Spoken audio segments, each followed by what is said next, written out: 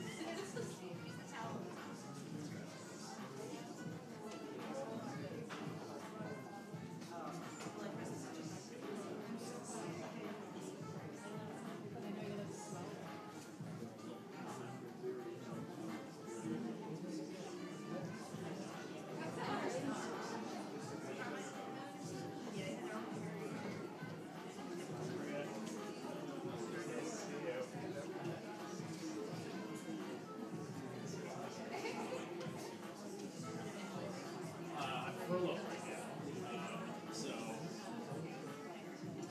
Oh, that's mine. Sorry, I was just.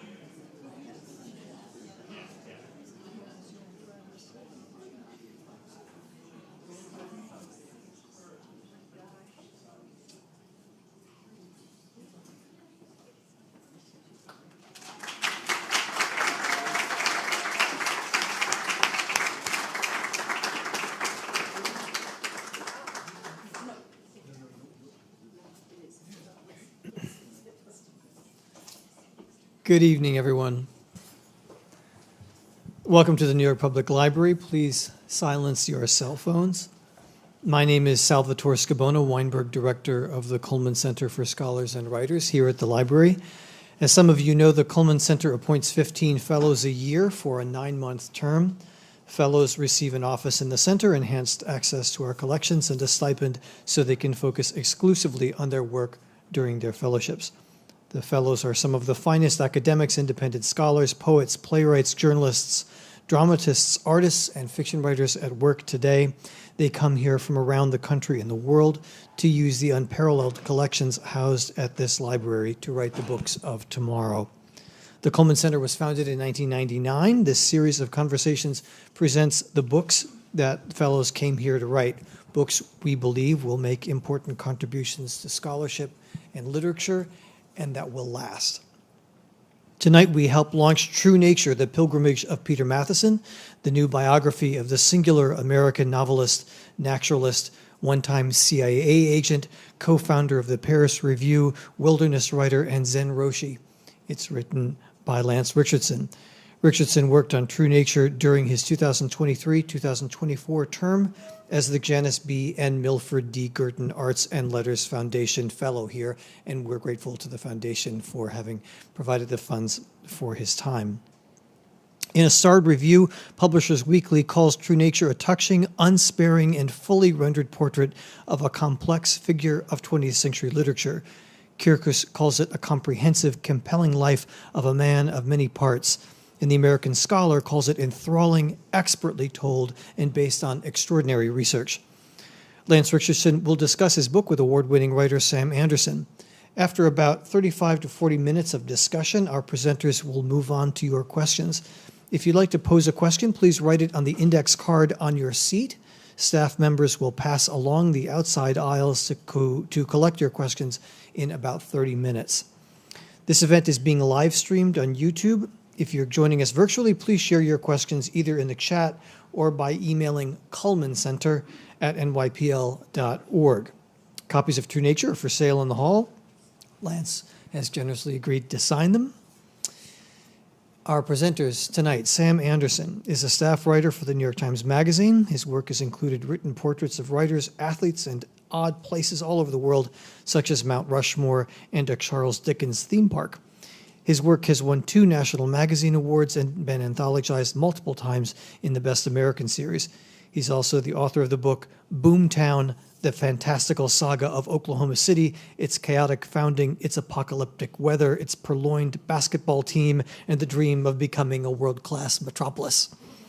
Lance Richardson's previous book, House of Nutter, The Rebel Tailor of Savile Row, was a New York Times editor's choice and was named a notable book of 2018 by the Sunday Times and Esquire. He's received fellowships from the Leon Levy Center for Biography and the National Endowment for the Humanities, and he teaches in the MFA writing program at Bennington College. Please help me welcome Sam Anderson and Lance Richardson.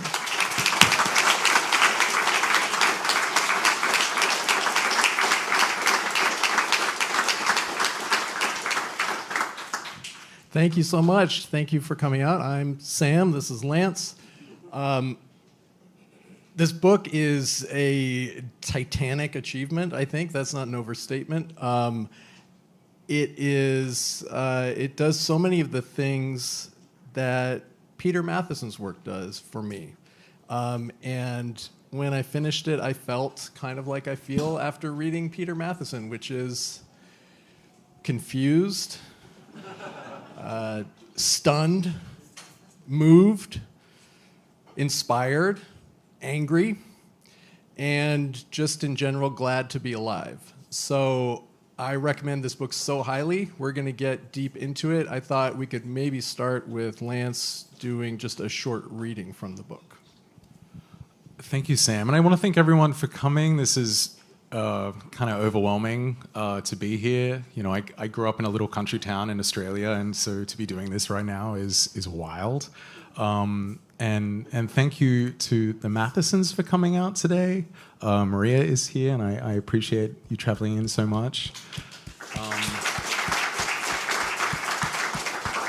So I'm going to read a little section, but I'm kind of allergic to readings myself, so I'm going to read a very small section. I'm going to read from the start of chapter 1, so no previous knowledge required.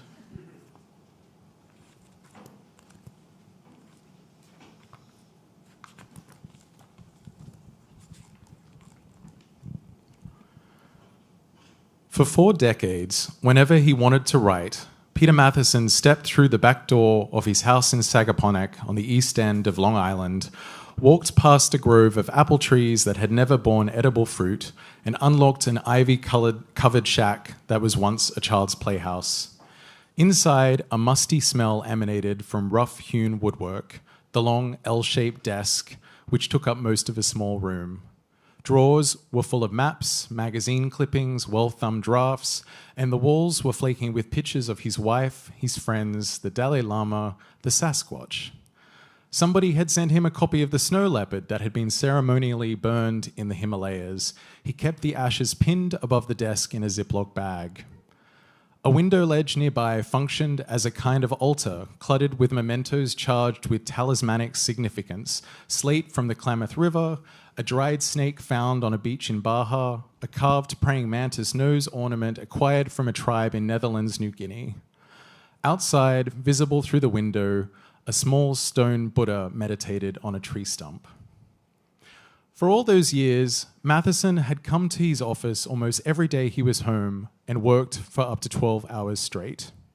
He'd emerged to eat lunch, prepared by his wife, Maria, and then gone back inside again. He'd come out for dinner, also prepared by Maria, and then, if the words were flowing, returned to his desk. Interruptions and social calls were mostly forbidden. A small sign near the door demanded silence.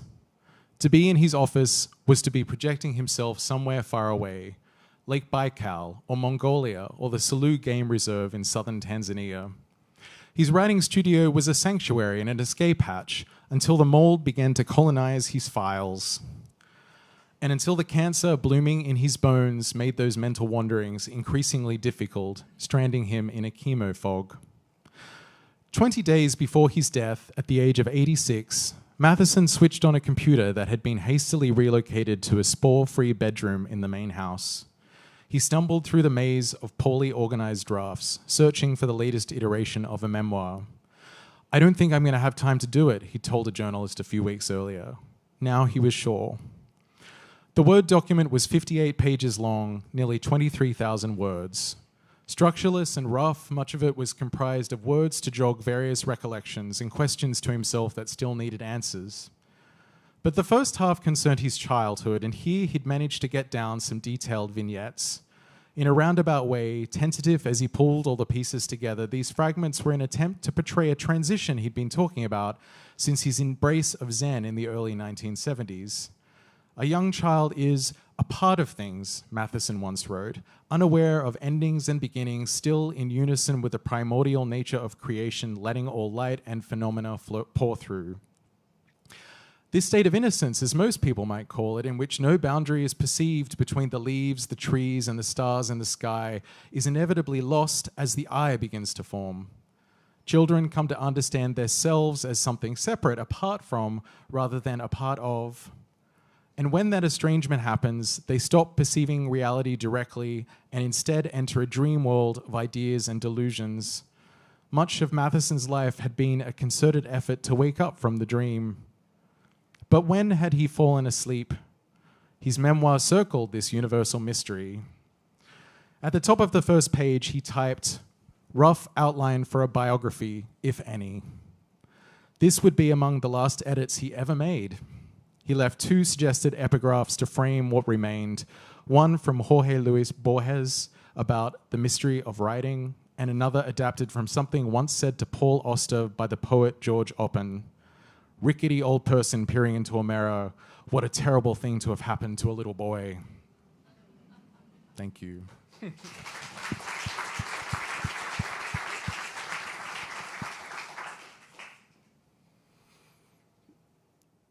That passage kind of leads us toward a question like this, and maybe we could just start here, which is just how just bone-chillingly terrifying was it to take on the project of writing a biography of Peter Matthiessen?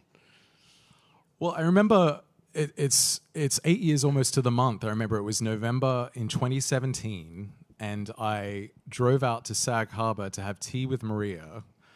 And I told her that I wanted to write a book about her late husband. And I remember Maria said, "You're crazy," basically.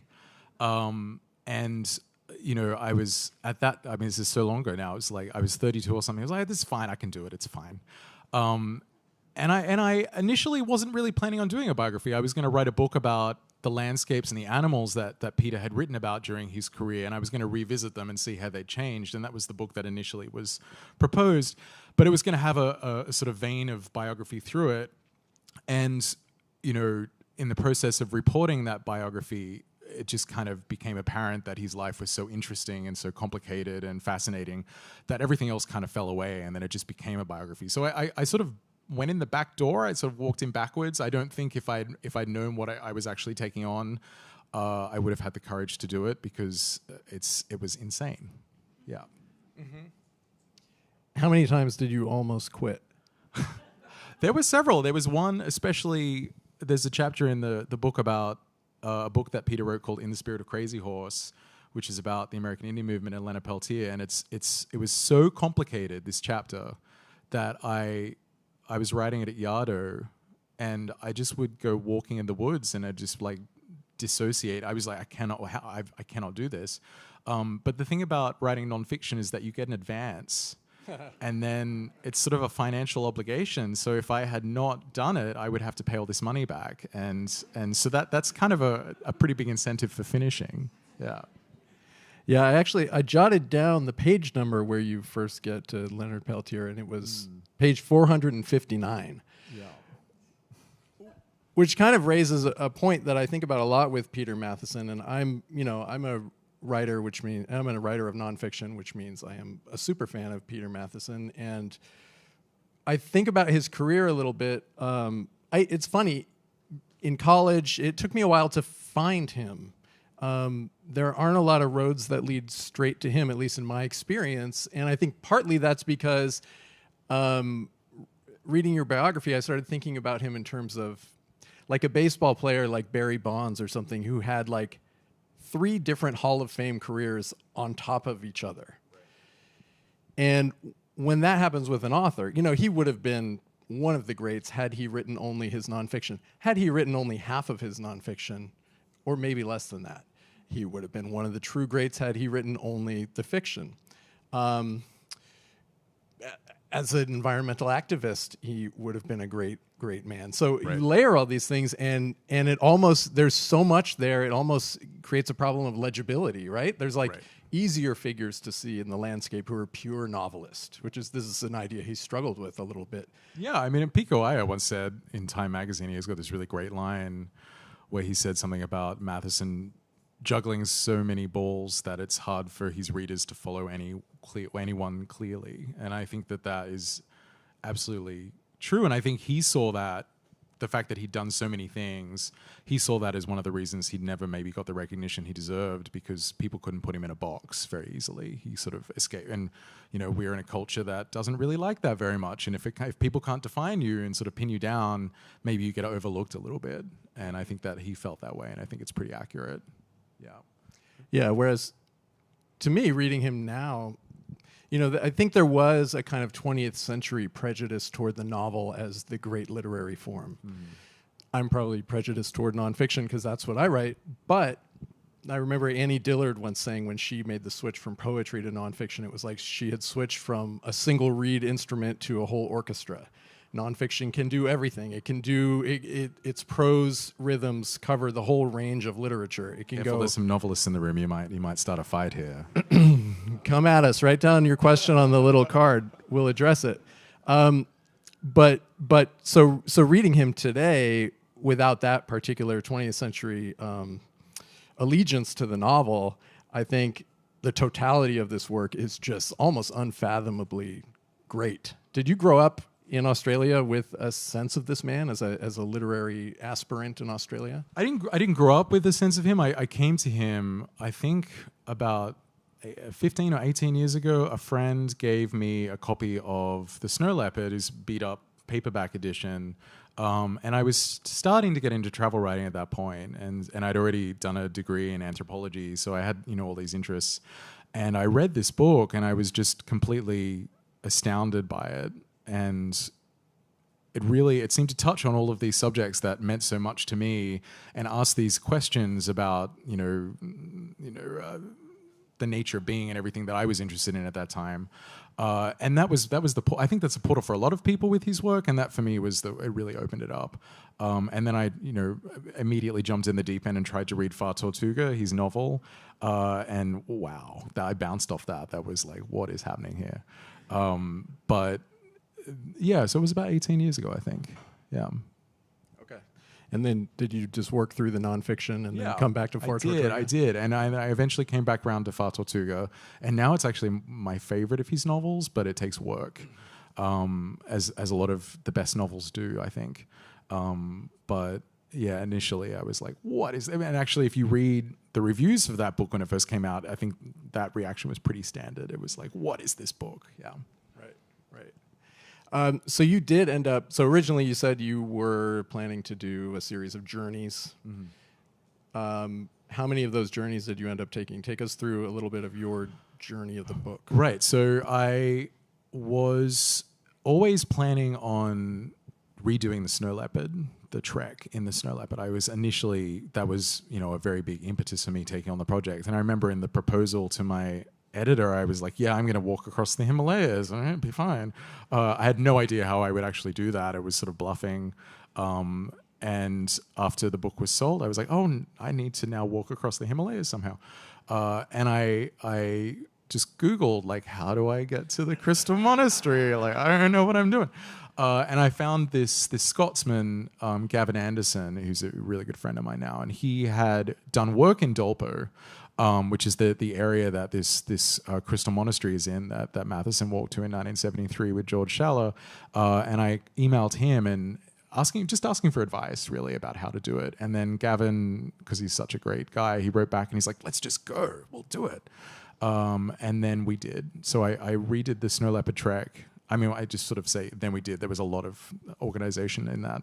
So I went there, I walked to the Crystal Monastery and got very sick doing that. That was an adventure. And that's a very different journey now than it was when he did it, or not so much? Well, in some ways the landscape is actually surprisingly the same. So you read that book, and we took copies of it with us, and we would sort of sit around in the evening and read, the journal entries covering the parts of the area that we'd walk through, and it was kind of uncanny sometimes. He was describing exactly what we'd seen. Or sometimes he was describing a Lammas area and we'd gone inside and he would be talking about pots on the shelf that are still there today. But other things had changed. So the Dolpo Pa, the people that live there, they obviously wear, many of them Western style clothing now in a way that they didn't back then. And a lot of the sort of little communities, Gavin had this fixation on blue tin roofs. They would be replacing their roofs with blue tin, I guess, because it was available. And he hated it because it would change the look of the village. And he would just go on and on about these blue tin roofs. So there's changes that are coming in. He's going to kill me that I said that.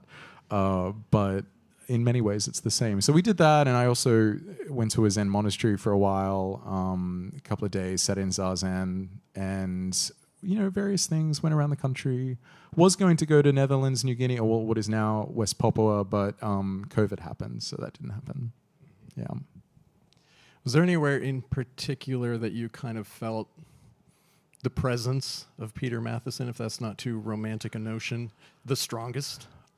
I mean, in his house. So in 2018, Alex Matheson and I, Alex is here, we decided we were going to go back and see the house where he lived in Sagaponack, which is still there. And the people that acquired the house after Peter died and the rest of the family moved out, they removed a tree that they wanted, but then they left the house to kind of go into disrepair.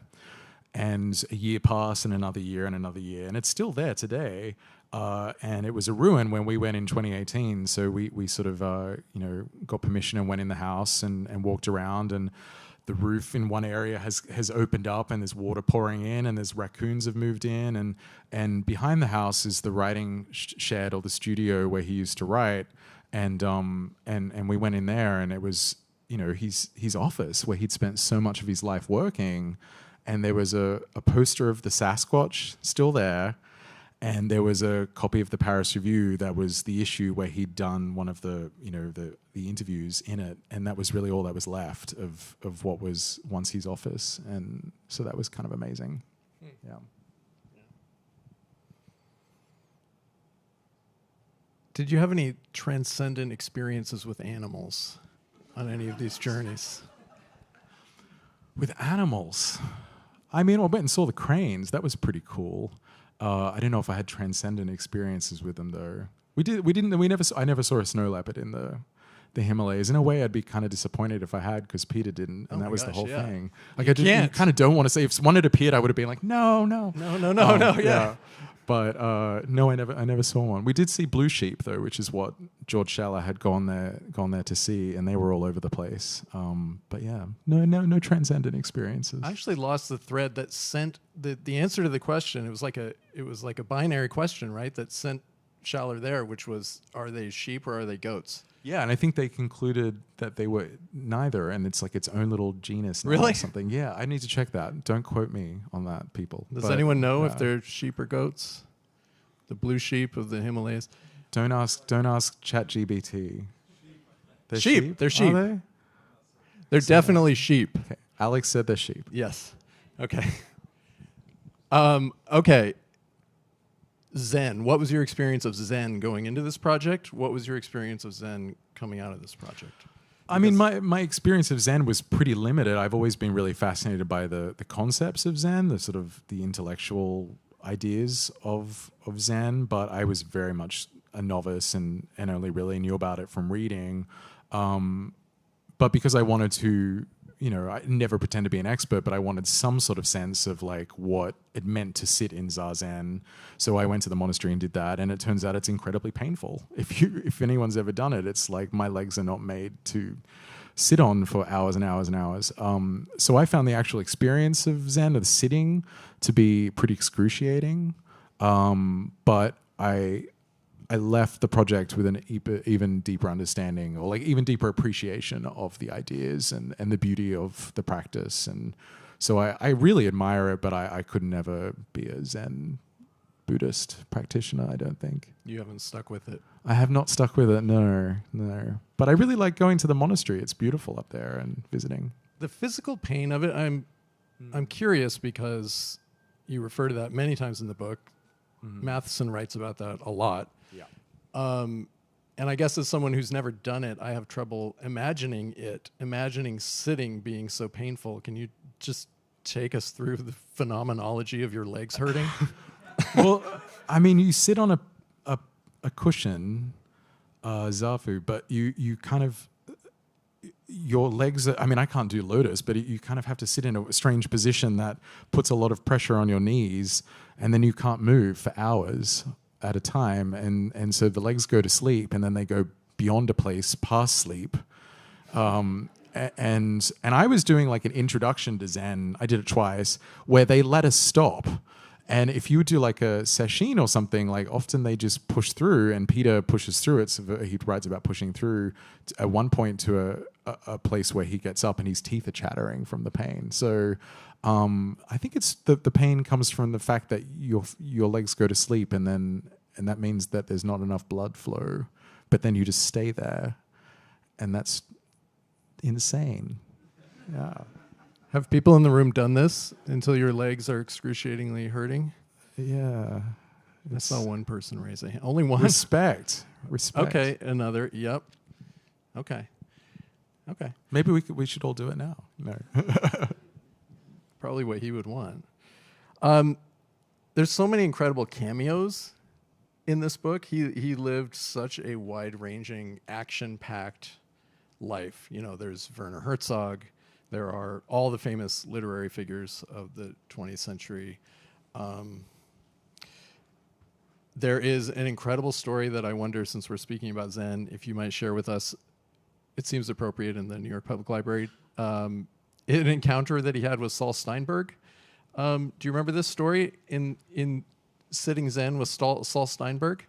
Yeah, so I think Saul had a moment of kensho, while Peter was leading something. So Peter ended up being a Roshi, so he was a teacher, and he has his own students.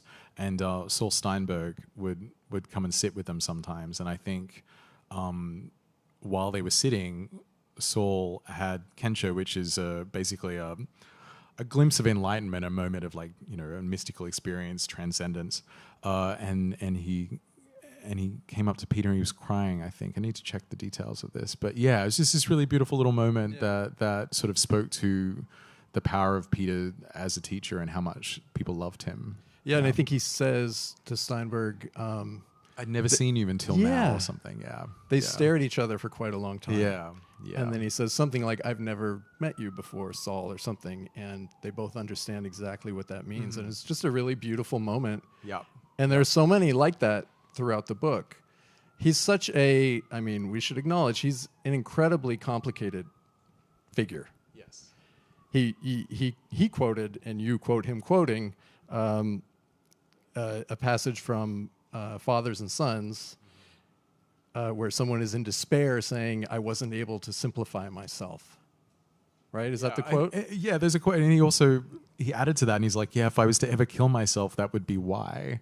That he couldn't simplify himself. And of course, the irony is that he never did. And the reason he was, he saw his life as so complicated was because he generated those complications. He was his own worst enemy in the regard to not being able to simplify himself. But that's really kind of a major theme of his life, the idea of wanting to be simple and wanting to get to this place where he could be simple. He often referred to like an island or a paradise.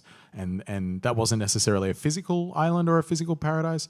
It was a place where he was as simple as a child. Basically, all of the encrustations had fallen away and he could just be his true self again. That was what he really wanted.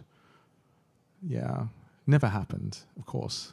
Yeah. Of course. And also, his work is such a testament to the power of complexity and the kind of moral imperative of complexity and acknowledging complexity, whether it's in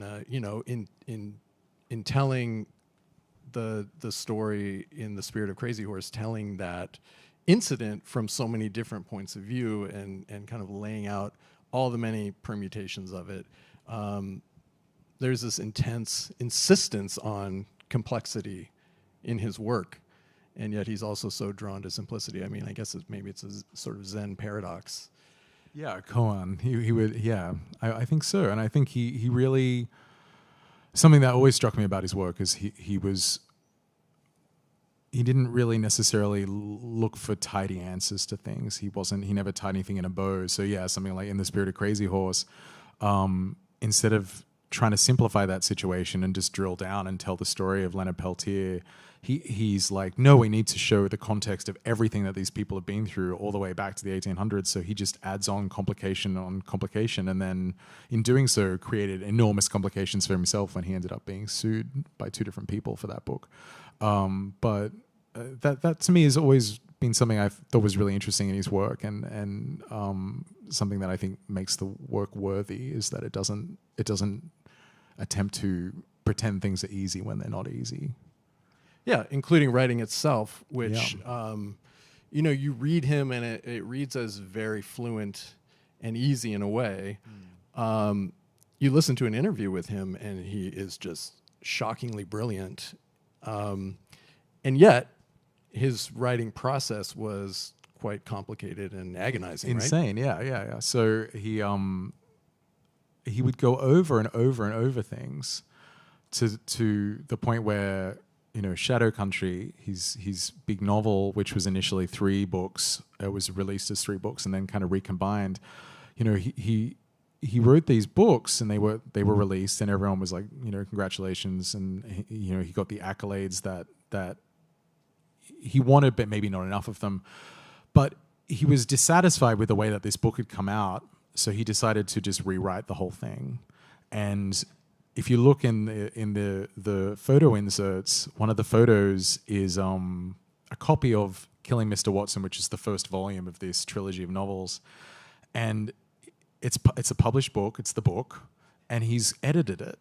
And it's completely covered in blue pen. He's just scribbled over the whole thing and transformed it and just to go over it again. And I think it used to drive his editors completely crazy because, it would get to the point where it was in galleys, which is very close to publication, and he would be tearing it apart and they would have to basically redo the book. And he didn't care. He'd just keep doing that. Yeah. And it's what made his work so great, but I imagine it was very difficult to work with. Yeah, stubborn man. Yeah. I wonder if you can help me and the rest of us in this room process some of our emotions, our complicated emotions about this man, because reading your book, my marginalia in here, there are hearts in the margin at times when I was just so in love with this man and in awe of his work, the stars, circled stars of his brilliant writing. And then there are really, really angry notes about many different things, often his relationships with his family. How did you, as a biographer, working through all that material, how do you try to approach the tone of it? Because this is someone, I get the sense, reading your book, that you have tremendous respect for. Maybe affection is too strong a word, but I might say affection for. And yet also, you are quite... unsparing? I would say unsparing, yeah. We see the full man. We see very unflattering sides of him that he acknowledged were unflattering. So how do you try to balance all that and modulate all that as a biographer? For me, it was always an allegiance to just the truth. I really didn't want to put my finger on the scales. I did always write from a place of sympathy, but I didn't want to hold things back or paint them in a light that was, rose-tinted to make the reader feel a certain way. I think that also I was very conscious that there's been a tendency over the last couple of decades of books about, the great male writers to really like push the women, the wives, into the background or sort of be on the side of the writer, like Philip Roth or something, to really like take that writer's side. And I wanted to sort of step away from that and actually really kind of be a bit more neutral, or even maybe elevating the wives a little bit and letting them have a say, and as much as possible letting them say what they had to say in their own words and not speaking for them. And I was very, very lucky that for two of the wives at least, there was Maria is right here, and Deborah had left behind letters, so I was able to just sort of quote Deborah's letters and to just let them speak for themselves. So, I don't think I set out to write an unsparing book. I just set out to write a true book, and the truth was complicated in a lot of ways. Yeah. Right. You, as biographer, were also not able to simplify him. No, I was not. And I also, I didn't know any of that stuff when I set out. Like, if you read The Snow Leopard, there's a line in there like, I behave badly, I think he says. And you read the book and you don't really know what that means, but there are like caves beyond caves beyond caves behind that phrase of what he's really talking about. So when I set out, I didn't know any of that. And then it was only in the process of reading the letters and seeing what was there and talking to people that I realized. And then you just have to put it in because that's the truth. Yep. Did your feelings about Peter Matheson change drastically throughout the process? We had our moments. We had our ups and downs.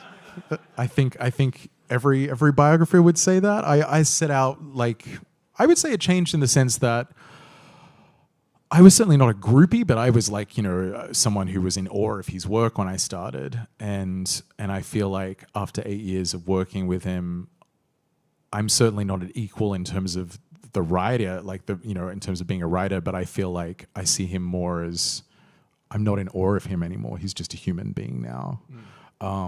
And there were certainly moments where, reading Deborah's letters or talking to Maria or talking to somebody else and hearing some of the more complicated stuff where I was very frustrated with him and he, some of the things that he would say and do. But then there are other moments where he did extraordinary things, where he, to take an example, Subanka Banerjee, who's an amazing photographer, the Alaska National Wildlife Refuge, there was a whole thing in the 2000s about photographs, and at that time the Republican administration and Bush wanted to open it up to drilling.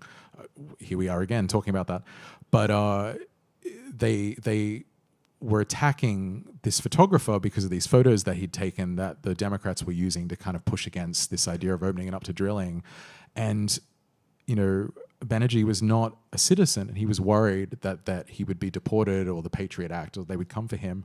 And Peter really came to his defense and said to his editor, we need to make him famous to make sure that they can't touch him, and did all of this stuff behind the scenes that no one really knew about. And so, you know, I would find stories like that I didn't know about. And there's so, you know, he didn't do it because he was trying to look good. No one knew about it except for, you know, the people that were involved. So, you know, there was complicated stuff, but then there was amazing things too. And so I went through the whole gamut with him. Yep. I got the 5-minute signal about 4 minutes ago, which means we can't do our 35 minutes discussion of Bigfoot. No. Which is what I really wanted to do, but that is even The more family's, incentive like, relieved for of you it. too. I was telling Lance, we've been corresponding for a few years, and when I found out he was working on a biography of Peter Matheson, I was so excited. I couldn't wait to read it. And somehow Bigfoot came up, and I, at that time, independently had been researching Bigfoot. I'm from Oregon. I was thinking of doing a project on it, and then he started feeding me this stuff, and I couldn't believe it. And I'm just so excited, and I have this fantasy that I've pitched to my editor to just take the baton, the Bigfoot baton, and run into the forest with it and never come out. So this may be the last time anyone sees me ever. Yeah. Let's end with, we don't have time for Bigfoot, but I want to ask you, he wrote so many books. Some of them are so well known. The Snow Leopard, obviously, Shadow Country. Is there kind of a quote unquote minor? I don't think there's any really minor books, but is there one that's less famous than the others that you think is really great, whether a total masterpiece or not, but you think is really special and people should read? Oh, I think Far Tortuga, I was saying before, I think is an astounding novel. It's about, you know, turtle fishermen in the Cayman Islands. And it's written in a really unusual way. It's kind of, on the page, it looks almost like poetry. It's sort of scattered words. He was heavily under the influence of Zen at the time, so it's very spare and simple. And I think it's an amazing, amazing book. And it takes work, but it's worth it. And I really hope that it gets reissued and that people, you know, rediscover it, because I don't think it really got the attention it deserved, even when it came out. So that would be the answer. Yeah. Okay. Stack of index cards. Great questions already. I haven't even seen them all. This is a very interesting one right here on the top. Lance, can you share a little about Peter's relationship to Bigfoot and how you handled his research on that? This really says that. I didn't just make that up. You know, the Yeti is in the Snow Leopard, if anyone's read that. And so it kind of appears in that book, and you're like, what the hell is the Yeti doing here? And he's very passionate about it. Sorry to interrupt, but he's like, and in his Peter Matheson way, so principled and very strikingly says, you know, to dismiss this as some kind of mythological nonsense is to dismiss the eyewitness lived testimony of people who are brilliant and understand this landscape in a way that you do not, and which was very Peter Matheson and very convincing to me. So I knew he was interested in cryptids and the Yeti, and then, you know, I went down to his archive in the Harry Ransom Center, which at that time was largely still uncatalogued, so it wasn't really known what was in a lot of these boxes, or it wasn't known to, you know, you couldn't search online and see what was in them. And then I found a box that had some letters about Bigfoot, and I was like, that's weird.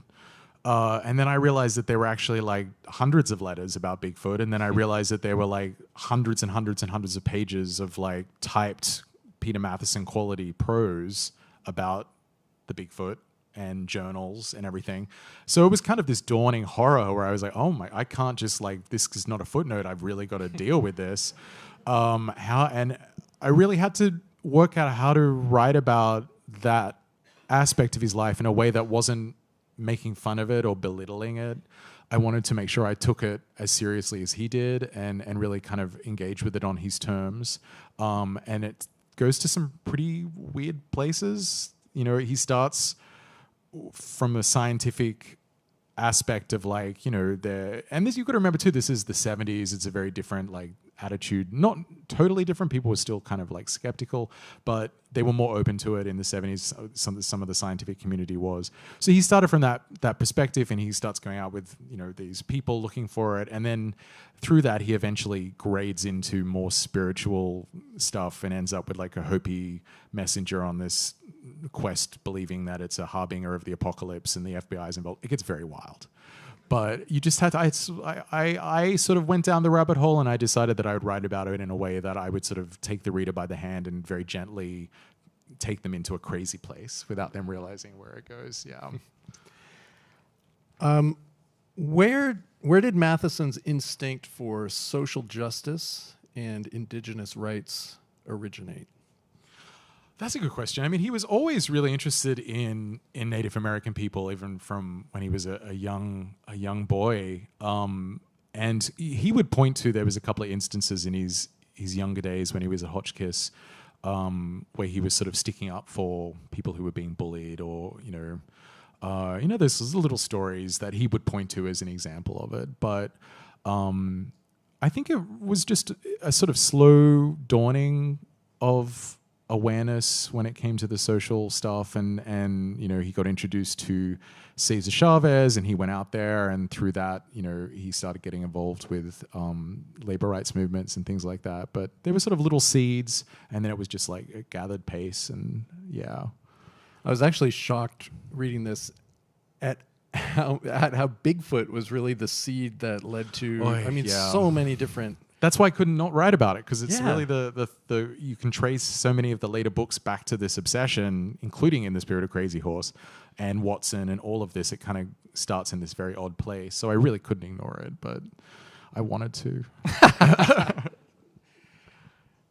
Can you say a bit about his relationship to other writers in his so-called category, by which I'm assuming we mean brilliant essayists who are drawn to writing about the natural world, say Barry Lopez, Annie Dillard, Bruce Chatwin? Yeah, so I mean, there's two sort of sets of writers who he was associated with. There's, you know, people like Styron and, you know, Plimpton, and they were all his friends. And there was maybe also an aspect of competitiveness, in the sense that, not in the sense of like wanting to write like them or anything, but they had recognition for being novelists, and he really wanted to be recognized for being a novelist. So there's that sort of friend group. But in terms of like the nature world, he really never saw himself as a nature writer or wanted to be a nature writer. He sort of preferred the term environmental writer because he thought nature writing sounded too soft. But you know, those people you mentioned, he was friends with Annie Dillard. They corresponded. He knew Barry Lopez, and Lopez wrote a series of quite lovely letters supporting him throughout his career. But I don't know that I would say they were friends. But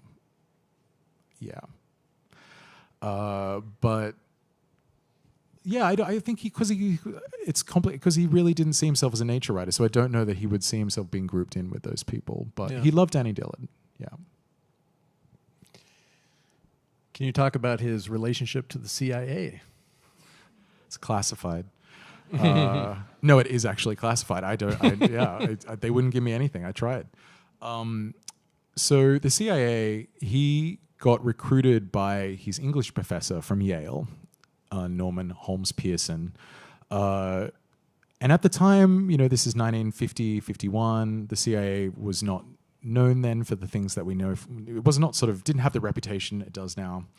And he really just wanted to go to Paris with his new wife and write a novel and kind of like get back, because he'd done a gap year in Paris, or not a gap year, but he'd done an exchange year, and he loved it. And he saw Paris as sort of being associated with freedom, this free life. So any excuse to get back there. And so this person comes along and offers him an opportunity to move back to Paris, to have the resources to basically just write your novel, because everything they were paying him to do was kind of, you know, invisible. And he jumped at it because he thought it was, you know, an easy way to get back to the life that he wanted. And obviously it came with complications that he had not anticipated.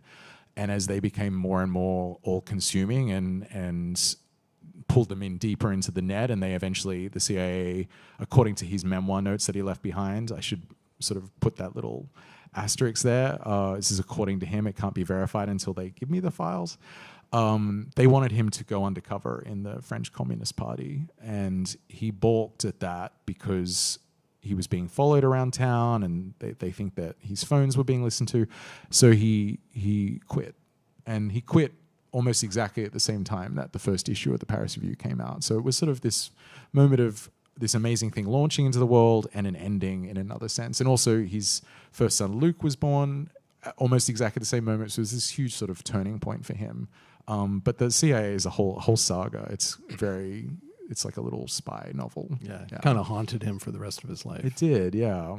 And it's not annoyed even him. that. He was so annoyed by it, and it's funny that it does sort of kind of haunt him so much, because when you read it in the context of everything else, it's just one more thing. Like, it's just one more chapter of this enormous tapestry. It's really not any more important than anything else. You told me before we came out here that if you could speak with Peter Matheson, there's one question that you're just dying to know. Yeah, I actually do just want to know his code name in Paris. I really do want to know. Because he had one, and he doesn't... I think there's a point where in his memoir notes where he almost writes it, and then he kind of just leaves a space. And he doesn't write it. And I was like... so that's what I would ask him, even though if I could ask him anything. I know it's such a stupid thing, but as a biographer who likes the details, I want to know that. Yeah. How are we doing on time? We're good. Okay, thumbs up. This is an interesting genre question for you. So in your book, do you write about any of your journeys in the first person, and why or why not? So, I said before that initially this book was going to be about animals and landscapes, and I was going to be in this book quite a lot, and then I sort of, it changed and I dropped out. But I'm in the introduction. I start the book with discussion of, this trek where I walked to the Crystal Monastery and got very, very ill there and had to leave very quickly because of altitude problems. So I'm in the introduction, and I'm in the epilogue where I go to visit the house, and then I'm in like one footnote about the Yeti, because while we were at the Crystal Monastery, we got permission to go into like a hidden room where there's a tapestry in there of like a Bigfoot thing, and I felt like I had to step in and be like, actually, it's real, like I saw it. But that's the only time I'm in it. Otherwise, I'm not in it. Yeah. And then we've got kind of a couple questions about Zen. And someone asks if you could discuss your sense of the impact that Matheson's Zen practice had on his writing style.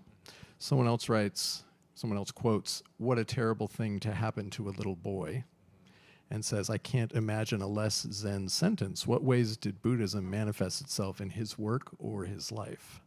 Well, I think he quoted that line because he saw the little boy as this sort of pure version of himself. Can you tell people where the line comes from? Well, so it was in actually the bit that I read. It's not even from Peter. It's quoted from, it's George Oppen. It's sort of a variation on a line something that George Oppen said to Paul Auster in a Paris Review interview, actually.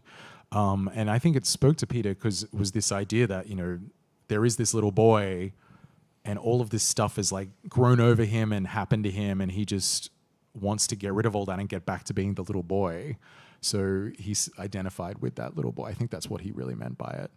In terms of how Zen has influenced his writing, I mean, most explicitly, it's funnily enough Fa Tortuga, even though it's about fishermen in the Cayman Islands, and it's you would seemingly think it'd have nothing to do with Zen at all. The way it is written, he talks in one of the interviews where he gave about it. He sort of talks about those Sumi paintings, it's just as much about the white space as it is about the actual lines and things. And he saw that book as being the same sort of thing, and the space on the page as being just as important as the words and their arrangement and everything. So that book, even though the subject matter itself has nothing to do with Zen, is actually a really Zen book.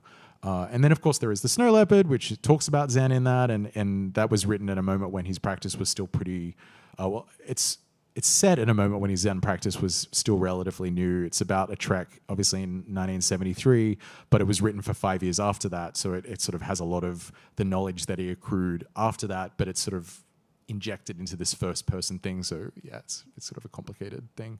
And he, various other things that he wrote about Zen. Yeah, but they're the two big books. I think the rest we've mostly touched on. Maybe I'll end with one last question on my mind, which is obviously we are living in a moment in the United States and around the world where a lot of the crises that Matheson wrote about are coming to a head and worse than ever. I think of Pete Hegseth, the Secretary of Defense, posting proudly that the soldiers who participated in Wounded Knee, the original massacre, would be keeping their medals, and their place in history was secure. And that's one of 1,000 examples we could all name, I'm sure. If Peter Matheson were around today, do you have a sense of how he might be approaching this? Because I have a feeling that, a lot of people are cowed and are silent and are knocked off balance, and I don't think he would be. No, I think he'd be very outspoken about things like that. He would be really horrified by that and disgusted by it. And I think he said towards the end of his life, if nature writing's not enough anymore, you have to be a pain in the ass, I think is the quote. And he really saw it as his duty to speak up and to speak out. And there was a speech given by Camus once about, the responsibility of the writers to give a voice to the voiceless. And Peter took that very seriously. And until the very end, he was fighting for Leonard until the very end. And so if he was around now, I think he would be furious and appalled, and he would be speaking up with everything that he had and speaking out against it and still protecting Alaska and animals everywhere. And yeah. And writing very hard and very fast. Yeah. Yeah. Yeah, he never stopped. I mean, his last book came out 3 days after he died. He didn't stop till the end, which is why this book is so long. Yeah. It is so long, but it's so great. It's so worth reading. You've all got to read it. And this has sent me back to my big shelf of Peter Matheson books to read and reread them again. So thank you so much for going on this 8-year journey. And thank you all for coming. Lance will be out in the hallway signing books.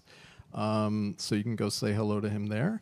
And it's a real honor for me to be part of this event and to pay a little bit of tribute to Peter Matheson. So thank you so much. Oh, thanks, Sam. I appreciate it so much. Thanks for coming.